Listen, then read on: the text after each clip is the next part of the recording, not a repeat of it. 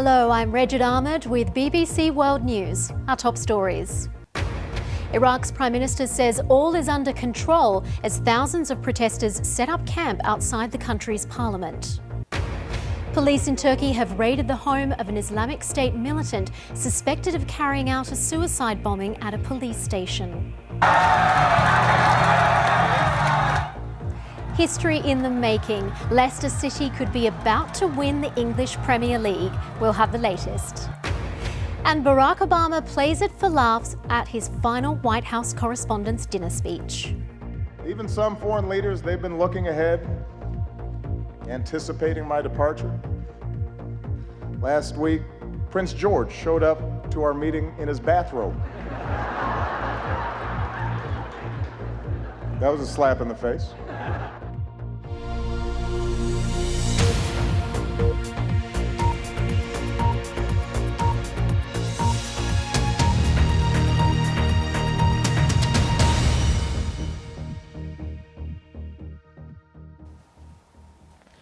The Iraqi Prime Minister has ordered security forces to arrest the demonstrators who stormed Parliament during protests on Saturday.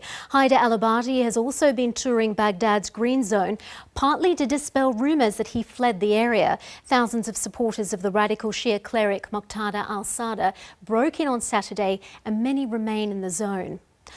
Although Parliament is in Baghdad's Green Zone, which is supposed to be the best protected area in the country, it has become a focal point for those backing the cleric's call for a new technocratic government to be installed so it can push through badly needed reforms.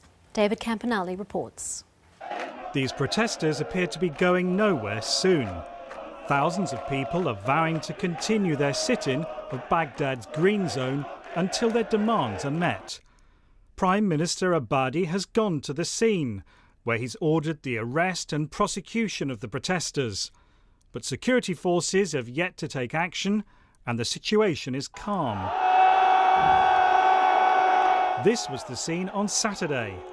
The blast barriers torn down and hundreds flooding into what's supposed to be the safest, most secure part of Baghdad.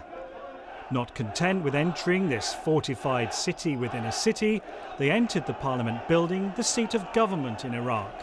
There was almost a carnival atmosphere as they sat in the seats of politicians they despise. The people have come to the right place to rule themselves, said this protester. Our legitimate and only demand is to dismiss the government and replace it with an independent cabinet. The protesters eventually left the parliament and rallied nearby, but their actions are a dramatic escalation of what's been a long-running political crisis. For months, the protesters have been demanding reform of what they see as a deeply corrupt system. The man behind the protest, the powerful Shia cleric Muqtada al-Sadr. I stand by the people and boycott all the politicians except those who want real reforms, waiting for the great popular uprising and the major revolution to stop the march of the corrupt. Despite these calls for reform, MPs have so far rejected the idea of replacing the current party-affiliated cabinet. Powerful political parties that rely on control of ministries for patronage and funds oppose the move. Prime Minister Abadi says the country's political deadlock has jeopardised his country's ability to fight the so-called Islamic State. But with a standoff inside and outside the parliament, his authority to secure those changes has been put in doubt. David Campanelli, BBC News. Well, the Iraqi Prime Minister has been trying to break the political deadlock. He's been meeting the President, the Parliamentary Speaker and politicians from other parties. Our correspondent Ahmed Mahir is in Baghdad. Their meeting is focused on finding a way to negotiate with the protesters who now staged a sit-in, an open sit-in in the Green Zone or the International Zone, which is home to the Parliament, the Cabinet, the Ministry of Defence, foreign embassies, UN offices. In a nutshell, it is the seat of power. And as we saw on television yesterday, hundreds of protesters in an unprecedented scene stormed the parliament out of their frustration and anger of the long-awaited cabinet reshuffle. The Prime Minister and the Parliament failed successively over the past 3 weeks to reach an agreement on the new cabinet reshuffle in his reform drive. How much do we know about who these protesters are? Are they all Muqtada al-Sadr supporters, or are there some other groups in there as well? Well, most of them are loyalists to the Shia cleric turned politician Muqtada al-Sadr.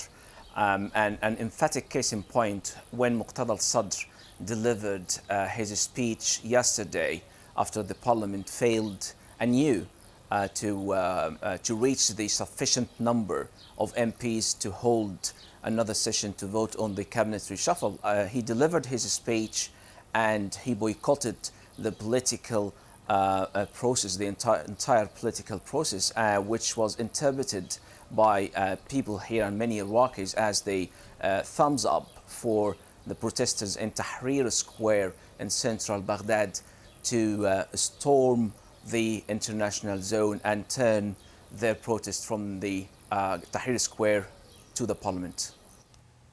Well, elsewhere in Iraq, the southern city of Samoa has seen a twin suicide bombing attack. At least 28 people have been killed and 35 others injured when 2 car bombs went off. One blast was at a provincial government building, the other nearby at a bus station. It's not known who was behind the attacks. In Turkey, there's been a powerful explosion outside the main police station in the southeastern city of Gaziantep. Ambulances are at the scene and 1 policeman is reported to have been killed in the blast. I asked our correspondent in Istanbul, Mark Lowen, whether any group had claimed responsibility. Not officially yet, Richard, but actually when you look at the past attacks in the last year that have been blamed on IS cells, so-called Islamic States, they have never actually officially claimed responsibility for the attacks. But the government and the authorities here say that they are operatives working on behalf of Islamic State. So that is what is believed to have happened today in Gaziantep. As you say, 2 police officers have died, 1 actually at the scene and 1 later succumbing to his injuries. 23 others were injured. Of those, 19 of them were police officers. And it follows this wave of attacks. There have been 7 suicide bombings across the country in the past year, in Istanbul, Ankara, and last week in the city of Bursa as well. And it's all contributing to this feeling of real vulnerability at the moment as Turkey battles this twin threat from Islamic State, but also PKK Kurdish militants. You mentioned those other attacks. This seems to be the new normal now for Turkey. Is that correct? I mean, I don't think I would say necessarily a new normal, but it is certainly kind of growing in frequency, and that is deeply worrying, of course, for Turks, for the country here, that will see inevitably a huge drop in tourism this year. Some estimates putting that probably at about 40% this year, because foreign visitors are likely to stay away because of the growing frequency, alarming frequency of the attacks. But also, it's of course worrying as well for the international community that relies on a strong Turkey, not least as a kind of pillar of stability, previously, I suppose, a pillar of stability, although that is rapidly fading in the Middle East. But also, this is a country that borders Syria and Iraq. It is part of the US-led coalition against Islamic State. So with so much internal turmoil in the country, it is definitely affecting detrimentally Turkey's ability to fight IS and to contribute to that wider regional struggle. So a really, really worrying trend now here in the country as Turkey really is on edge for when the next attack might come. The new Israeli ambassador to the UK, Mark Regev, has stepped into a row over anti-Semitism that has engulfed the Labour Party here in Britain. The row began earlier this week when the former London Mayor, Ken Livingstone, said that Adolf Hitler had supported Zionism in the 1930s. Here you can see he's being confronted for the remarks. He was subsequently suspended from the party. Mr. Regev said the language from some within the party had been very concerning and that it had crossed from criticising Israeli government policies to demonising the Jewish state. He told the BBC there's a difference between legitimate criticism and hate speech.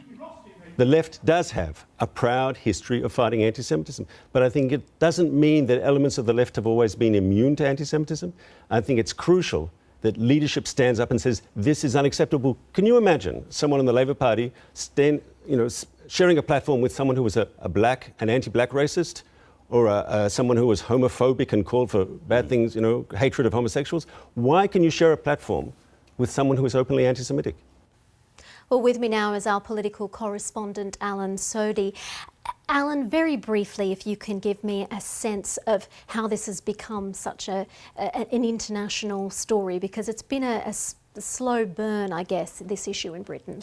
Yes, it has, and I think it's because it plays into a suspicion that some have of some left-wing, far-left politicians, not just in the UK, but elsewhere in the West, where there can be, some believe, elements of anti-Semitism, or at least those who condone it in some way, who don't speak out about it. And that in the UK is where the argument has been with the opposition Labour Party to some extent, a party that's always prided itself on standing up against prejudice of any sort, against racism. And yet the party is now led by a very left-wing leader and has attracted a lot more supporters and party members who are from more to the left than had previously been the case. And those in what they would see as the more moderate end of the party believe that may have allowed some of these views to develop further. Now, Mark Regev said himself that it's okay to criticise government policies, but is there an issue, though, at times that when people have strongly criticised the Israeli government, the government itself has reacted by accusing people who have criticised the government as anti-Semitic? It's muddied the waters itself. Well, Ken Livingstone, the politician that you saw being attacked there by one of his colleagues over the remarks that he made, this taps into his line of defence, because he says that too many people wheel out the accusation of anti-Semitism, as he would see it, when people he believes are simply criticising the policies and the actions of the Israeli government. Now, Mark Regev today, his point was that he believes that some use that as a pretext, as an excuse, that yes, on the surface he believes they may be attacking the policies of the Israeli government, but he believes some of those people question whether the Israeli state should exist at all. Alan Sodhi, thank you for your time. Well, stay with us on BBC World News. Still to come, Venezuelans get 30 minutes on the clock and a 30% pay rise. But what are those measures worth in an ailing economy?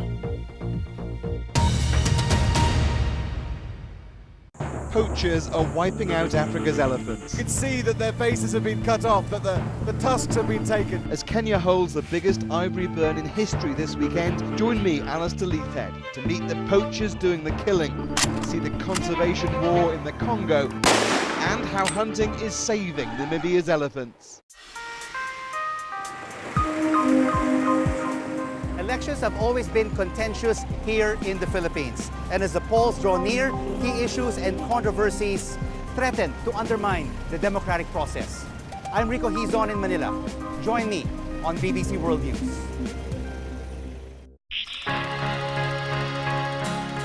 BBC Pop-Up has spent the past month in India, traveling across the world's largest democracy. From severe drought in central India to the rise of hip-hop in Mumbai, we've been filming your suggestions. BBC Pop-Up India, this week on BBC World News.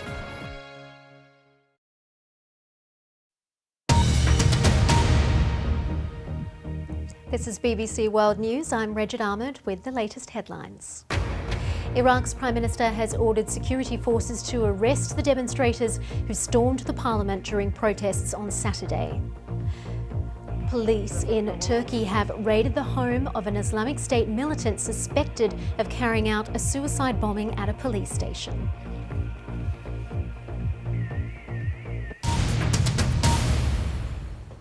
Well, Britain's Leicester City could complete a football fairy tale if they can beat Manchester United to become champions of the English Premier League. The score is currently 1-1. At the start of the season, Leicester were 5,000 to 1 outsiders for the title. Now they're on the brink of becoming champions for the first time in their 132-year history. Well, the club is owned by a Thai billionaire and founder of the King Power Travel Retail Group. Our correspondent Jonathan Head is in the Thai capital in Bangkok. Let's go to him now. Jonathan, it's in the second half. What's the atmosphere like there?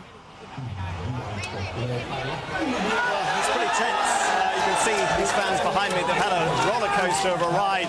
Leicester are being held at the moment to a 1-1 draw in a very tightly fought match, and so we're still not at that moment yet where Leicester achieved this extraordinary historical goal of their first ever Premiership, Championship, indeed their first ever significant achievement at all in football history. Most of these fans behind me are new. Up to a few years ago, very few people in Thailand really had much idea about Leicester City. This is a football-mad country, really crazy about the English Premier League, but it's always that support has always gone to the big teams, particularly Manchester United, Liverpool, Chelsea, Arsenal, those kinds of teams. Leicester was really nowhere, particularly when Vichai, the head of this company, King Power, the headquarters we're at the moment, when he bought it 6 years ago, nobody really heard of Leicester here. Now we're seeing more and more fans coming in to join this extraordinary, for them, this extraordinary Thai story. This is a country whose own national team has never really done very well. It's ranked 119th in the world. It's never even reached the World Cup finals. And people here are so passionate about football. They've really got to see a link here. Still, the numbers of fans are small compared to those with the big teams, but they are growing fast. All of these are new fans. We've seen a real swelling as this team has gone towards this almost unbelievable goal. If they actually achieve the championship, and it might happen tonight if they manage to beat Manchester United, we've got about another 25-30 minutes of the game to go, then that will certainly swell the fans and make this a household name across this country. Jonathan, I can see it's very noisy behind you, and I can the excitement is palpable. Is there a connection at all between how well Leicester has done and the fact that the fact of its owner being this prominent Thai man? Well, I think that's one of the great mysteries, really. I mean, he's not the only Thai to own a club. Reading is owned by a Thai, wealthy Thai billionaire, and so is Sheffield Wednesday. Thais have got involved in other teams as well. One of the biggest beer manufacturers here, Chang, has sponsored Everton for many, many years, been their principal sponsor. There does seem, though, to have been an extraordinary amount of support given to Claudio Ranieri and his coaches in the tactics that they've used to push Leicester to this extraordinary achievement. Many people will say, of course, it's also the underperformance of the traditionally dominant teams as well. A lot of factors have contributed to this, but there's no doubt that Vichai, the owner, has given the coaches a free rein to follow a strategy which has clearly worked very well in a team that's not particularly high spending when it comes to buying big players, and frankly, only narrowly avoided relegation last year. No one's quite sure what the secret is. I think the Thai owners themselves are about as surprised as anyone else that it's worked so well this season. Jonathan Head there in Bangkok, thank you very much. Well, Ben Ando is in a pub with fans in Leicester. Let's go there now and get a sense of what the atmosphere is like where you are. People must be on the edge of their seats. I think there's a massive feeling of excitement and anticipation here. Leicester City Football Club is 132 years old. They've never won the English Championship, the Football League, the Premiership, whatever you want to call it. They're on the threshold of doing that now. The fans here genuinely believe, especially after they got that equaliser at Manchester United in the first half, shortly after Manchester United had taken the lead. They really believe that their team can do it. All season long, they told me earlier, everybody has expected the bubble to burst, for them to end up in the usual run of mid-table or possibly fighting relegation. That hasn't happened. Somehow they've kept up the momentum, kept it going, and now they found themselves genuinely on the brink of making history. There's one young woman here who on the first day of the season bet £2 on Leicester winning the Premiership title at odds of 5,000 to 1. She stands to win £10,000. And football fans, of course, are a bit of a suspicious old bunch as well. And what they've been doing is looking back to when their winning streak started, because it actually started towards the tail end of last season when they battled their way away from possible relegation. And that was about the same time that the body of King Richard III, which had lain in an unknown grave for 500 years, was finally laid to rest here in the city of Leicester. It's probably a coincidence, but the football fans aren't so sure, and no one here is back against them today, taking that title in what remains of this game, another 20 to 25 minutes or so. And Handu, thank you very much. Ben Handu there in Leicester with a very excited crowd, and we will keep you up to date with all the latest. You can also go to our website, bbc.com/news, and go to our sports section. Barack Obama has been entertaining journalists, politicians and celebrities at the annual White House Correspondents' Dinner. It's the final time he'll speak at the event, which features the president doing his best to tell a few jokes to the people who've written so much about him. A warning: the following report by our Washington correspondent Laura Bicker does contain flash photography. This is when Hollywood and political players come together. Known in Washington as the Nerd Prom, it's become a hot ticket. But for all the dramatic entrances, it was a French bulldog who stole the show. Carrie Fisher from Star Wars brought Gary as her date.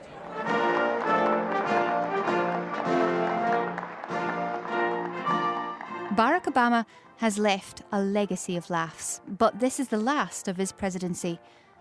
So, of course, in this remarkable election year, his speech reflected on who will replace him. So a little hint of his favourite.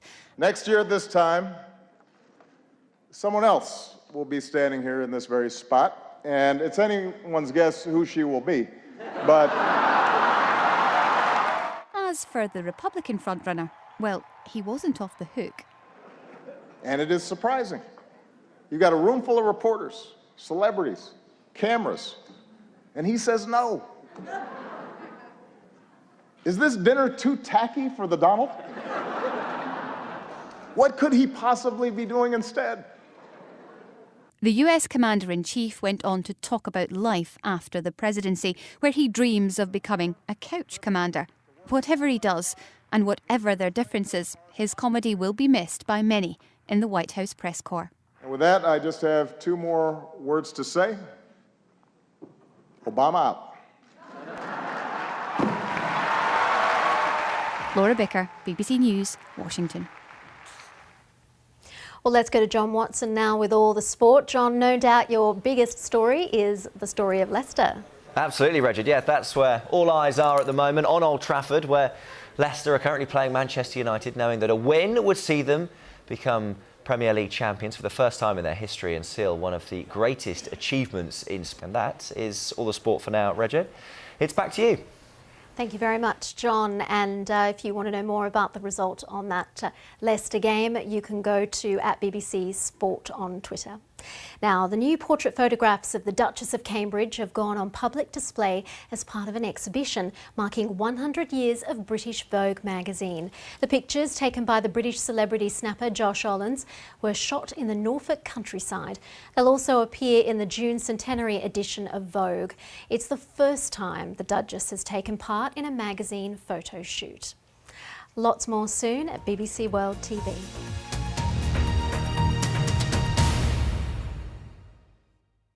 Hello there, we'll take a look at the weather around the Middle East in just a moment. Let's head to Africa first of all. And for many in the south, it should be dry, a band of rain having cleared away by Monday. We've got the heavier rain across these central areas, and it's the long rains, of course, this time of the year across eastern parts of Africa, and that rain could be quite active, some heavy thundery downpours, maybe some further flooding. Across the north, a lot of dry weather, some dust storms really picking up though in some stronger winds through the Sahara. And we've got some changes to come in across the Middle East as well. You can see how we've got these showers from early on close to Baghdad, just to the north, and then they develop around Riyadh onto the Hejaz Mountains as well. The heavier showers are going to be towards the Caspian Sea,